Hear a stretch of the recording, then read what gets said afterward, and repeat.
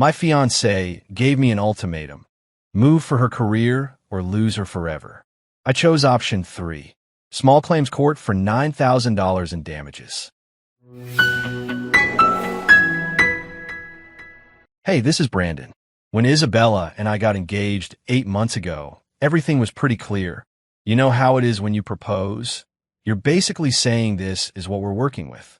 Her teaching job at the local elementary school, 5 minutes from my apartment. My position at the firm downtown. The apartment I've been paying the mortgage on for 2 years, where she'd been practically living anyway. We never sat down and drew up some contract, but come on, when someone accepts a ring, they're accepting the life you're offering. The life you're both already living. She loved the place from day one. 2 bedrooms, hardwood floors, that little balcony where she'd sit with her books on Sunday mornings. Said it felt like home the first time I brought her over. When I proposed, I did it right there on that balcony. She cried, said yes, kissed me like her life depended on it. The whole package was right there in front of us, man. This was the life we were choosing. Then last Tuesday, I'm heating up leftover Chinese food after a 14-hour day. Client emergency, the usual nightmare. And she walks in with this grin. Not her normal smile, but this almost manic thing. She drops her purse on the counter and announces she accepted a position at some prestigious charter school 45 minutes north. Just like that. Past tense. Accepted. I'm standing there with chopsticks halfway to my mouth. Try process this. She's talking about better pay, smaller class sizes, how she'd finally be working with kids who actually want to learn. Fine, great for her. But then I'm doing the math in my head. 45 minutes each way minimum. That's an hour and a half of driving every day, probably 2 hours in traffic. So I ask her how she's planning to handle the commute. That's when her whole expression changes. She gets this look like she's been waiting for me to bring it up. Says we should probably think about moving closer to her new school. We should move. Like it's the most obvious thing in the world. I put the food down and told her straight up this wasn't happening. She looked at me like I just slapped her. So I explained the math. I work 60-hour weeks minimum in IT. Server crashes, system outages, emergency deployments. Guess who gets the call at 2 a.m.? My current commute downtown is already 30 minutes each way on a good day. Her new job? It's in the complete opposite direction. Moving closer to her school would mean adding 2 hours of driving to my day minimum. That's basically signing my life away to sitting in traffic. She said that's what couples do. They make sacrifices for each other. So I asked her why the sacrifice automatically fell on me. She chose this job. She gets the benefit of the better pay and the dream position. Why should I be the one paying for her career move? That's when she got defensive. Started saying I didn't support her ambitions, that I was being selfish about my career. Selfish? I reminded her why I bought this particular apartment in the first place. I could have found a bigger place further out for the same money. But I chose this location specifically because it was walking distance to her school. I made that choice for her convenience, spent $40,000 on the down payment, so she could literally roll out of bed and be at work in 5 minutes. She want me to just walk away from that? Turn my biggest investment into a rental property for strangers who might trash it? Or sell it and lose thousands in realtor fees and moving costs? She kept pushing, saying real couples compromise. Yeah, compromise. But I told her there's a difference between compromise and getting steamrolled. If she wants to chase this job, that's her choice. But you don't get to make a unilateral decision and then demand someone else fix all the problems it creates. I laid out the specifics for her. I'm on call for 3 major clients downtown. When their systems crash or they need an emergency deployment, I have to be there. Last month I got called in at midnight because one client's entire network went down, cost them thousands every hour it stayed offline. You can't handle that kind of responsibility from 2 hours away in suburbia. She just stared at me like I was speaking another language. Then she said the thing that really set me off, that if I truly loved her, I'd find a way to make it work. Find a way. Like love means becoming someone's problem solver for decisions they made without consulting you. I told her love doesn't mean becoming a doormat. It doesn't mean letting someone flip your entire life upside down and expecting you to smile about it. She made this choice, accepted this job, without even mentioning it was a possibility. Now she wanted me to sacrifice my time, my property investment, probably my client relationships, so she could have her cake and eat it too. The conversation ended with her storming off to the bedroom, slamming the door hard enough to rattle the picture frames. But I wasn't budging. I stood there in my kitchen, in my apartment that I'd worked my ass off to afford, and realized something important. This wasn't about supporting her career. This was about her expecting me to automatically rearrange my life around decisions she made in secret. That's not partnership. That's dictatorship with an engagement ring attached. You know what really got me? The assumption.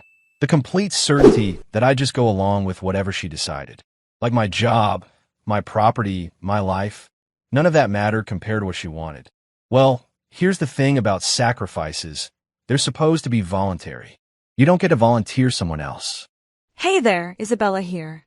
God, he just doesn't get it, does he? This isn't some whim or midlife crisis thing. This is my career we're talking about. The charter school position is everything I've been working toward. Smaller class sizes, motivated students, actual resources to do my job properly. Not like the underfunded mess I've been dealing with for 3 years, where half my kids can barely read and the other half are behavior problems because their parents have checked out completely.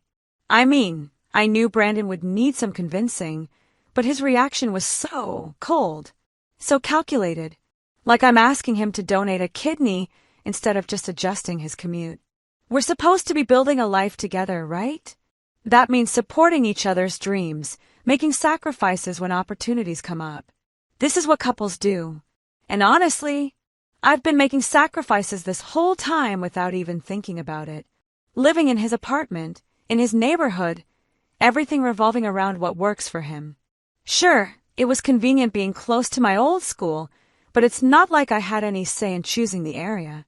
He picked it, bought it, decided this was where we'd build our life. I just went along with it, because that's what you do when you love someone. But now when I finally get a chance at something better, something that could actually advance my career instead of just treading water, suddenly it's all about his precious commute and his property investment. Like my professional growth doesn't matter as much as his convenience. The thing that really gets me is how selfish he's being about this. He keeps talking about his 60-hour weeks like I don't understand hard work. Hello. I've been teaching for 6 years. I know about long hours. I know about getting calls at weird times. Parents complaining about grades, administrators dumping last-minute requirements on us, staying after school for conferences and events. But I don't use that as an excuse to avoid making changes when better opportunities come up. And this whole thing about buying the apartment for me? Please. He bought that place because it was a good investment in a decent neighborhood that happened to be near my school. Now he's acting like he made some huge romantic gesture, like he consulted me about neighborhoods or asked what I wanted in a home. He didn't. He saw a good deal, pulled the trigger, and I benefited coincidentally. That doesn't mean I owe him my entire career trajectory. What really bothers me is how he's framing this as me being unreasonable. Like I'm asking for something crazy instead of what partners do for each other. My sister moved 3 times for her husband's job, Chicago to Denver to Austin, and they made it work. My college roommate's fiancé relocated across the country when she got into medical school. That's normal. That's what commitment looks like. But Brandon acts like I'm asking him to set himself on fire. 2 hours of commuting? People do longer commutes than that every day. My cousin drives an hour each way to his job in the city, and he doesn't act like it's some impossible hardship. It's temporary anyway. Once I establish myself at the new school, maybe I can find something closer to downtown, or he can look for remote work options. There are solutions if he actually wanted to find them. The more I think about it, the more it feels like he just doesn't want me to succeed.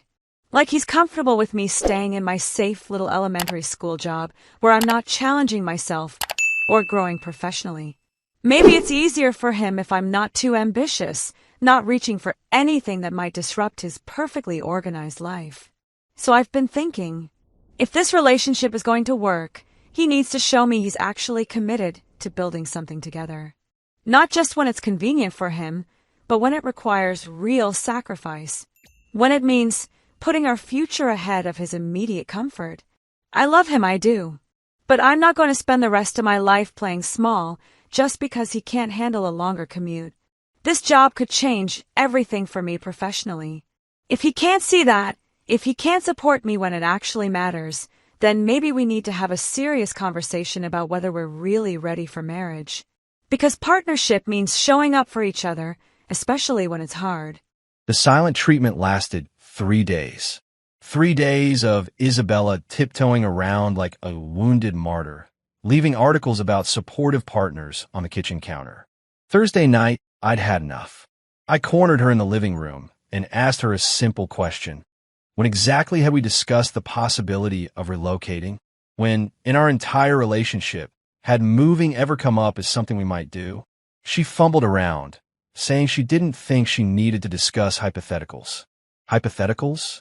I told her that's exactly the problem. When I proposed, we both knew the deal.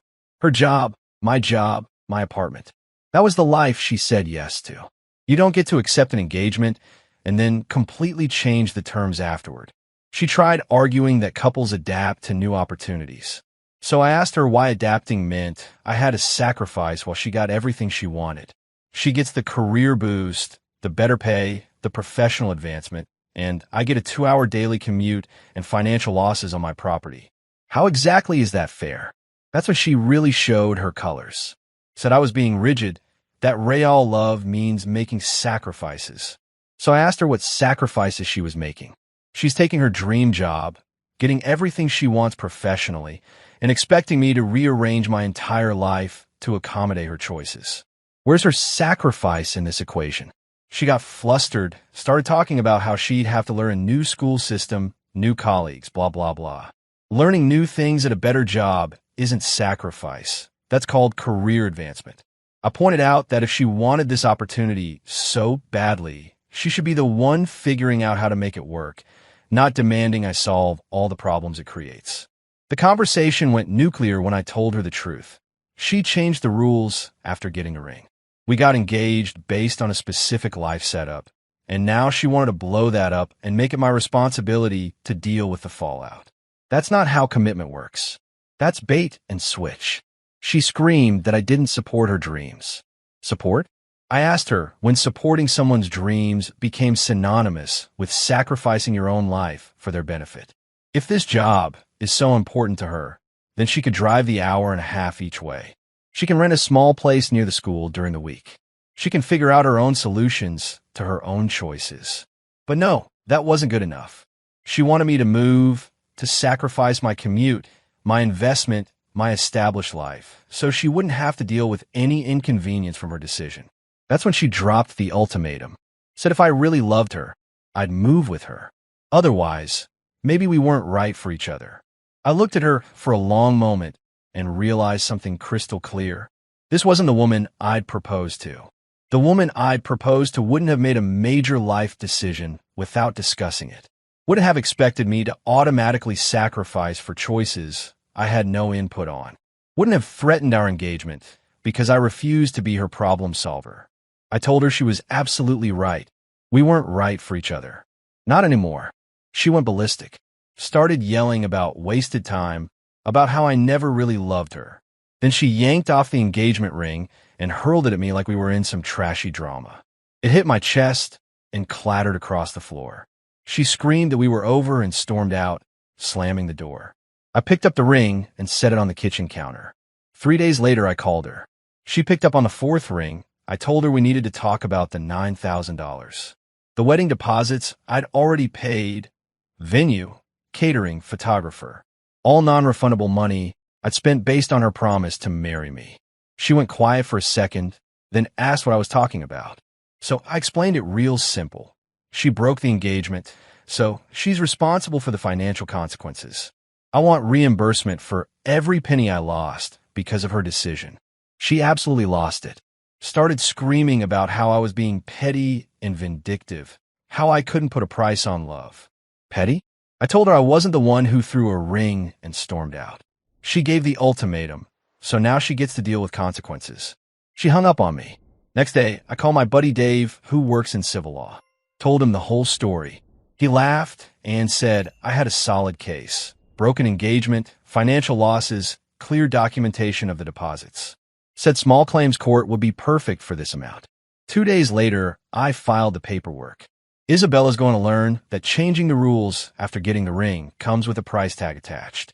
I cannot believe the nerve of this man. Cannot believe it.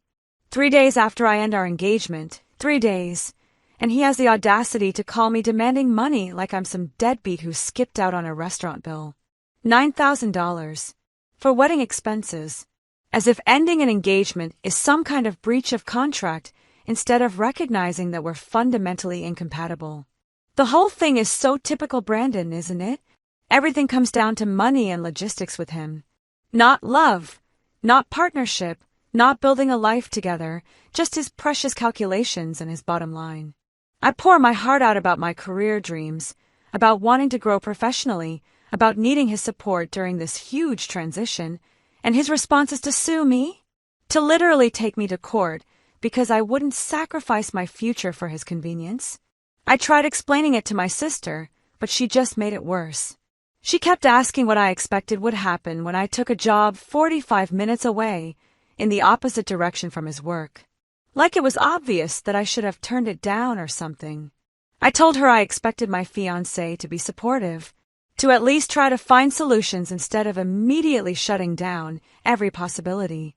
But she just gave me this look, you know the one, and said maybe I should have discussed it with him before accepting the job. Before accepting, I snapped at her that this isn't the 1950s, that I don't need permission to advance my career. But even as I said it, something twisted in my stomach. Because deep down, maybe I knew she had a point. Maybe I took the job first and figured out the logistics second because I was afraid he'd talk me out of it. Maybe I was afraid he'd make me choose between the opportunity and his convenience, and I'd end up staying small to keep the peace. But that doesn't make what he's doing right. That doesn't justify him literally suing me for trying to grow professionally. The papers arrived yesterday. Actual legal documents, served by some guy who showed up at my door like I'm a criminal. Small claims court, seeking reimbursement for financial losses incurred due to broken engagement. I stared at those papers for probably 20 minutes, just trying to process that this is really happening. That the man I almost married is actually taking me to court over wedding deposits. Panic hit me first. Real, chest-tightening panic. $9,000 might not sound like much to someone with Brandon's salary, but I'm a teacher. I've got maybe $3,000 in savings and student loans I'm still paying off. If I lose this case, and my lawyer basically told me I would lose, I'd have to borrow money from my parents or max out credit cards I've been trying to pay down. I called him one last time, practically begging. Told him I'd pay him back in installments, anything to avoid court. He said I had my chance to handle this reasonably, and I chose to hang up on him instead. Now we do it his way. The hearing was a nightmare. 10 minutes in front of some bored judge who looked at Brandon's receipts and deposit agreements, listened to him explain how I broke the engagement after he'd already paid non-refundable expenses, and basically rubber-stamped his request. She didn't care that he was inflexible about my career. Didn't care that he refused to even consider compromise. Just cared that he had documentation and I had broken promises. Judgment for the plaintiff in the amount of $9,000. Just like that, Brandon walked out of that courthouse looking like a man who'd just taken out the trash. Calm, satisfied, completely vindicated. Like he'd proven some point about consequences and personal responsibility. Meanwhile, I'm standing there with a legal judgment hanging over my head, knowing I have 30 days to come up with money I don't have. I had to call my parents. Had to explain that their 31-year-old daughter needed to borrow $9,000 because her ex-fiancé sued her. The shame of that conversation, of admitting that Brandon had outmaneuvered me so completely, was almost worse than the money itself. When I finally wrote that check 2 weeks later, my hands were literally shaking. $9,000. Enough for a decent used car, or 3 months of living expenses, or a dozen things I actually needed. Instead, it was going to Brandon as payment for the privilege of discovering what kind of man he really was. The worst part is that he was right, in the most technical, legal sense. I did break our engagement. I did cost him money. The court didn't care about context or fairness, or who was more reasonable. They just cared about facts and documentation, and Brandon had both. So now he gets to move on with his life, his precious apartment, his perfect commute, and an extra $9,000 in his pocket. Vindicated. Free. Probably telling people how he dodged a bullet with the crazy ex who tried to control his life. And me. I'm starting over completely. New job, new financial hole, new understanding of how quickly someone can go from promising to love you forever to treating you like a defaulted loan. At least I know now. At least I learned exactly what his love was worth before I actually married him. Turns out it was worth about 45 minutes of commute time and a property investment. Good to know the price up front.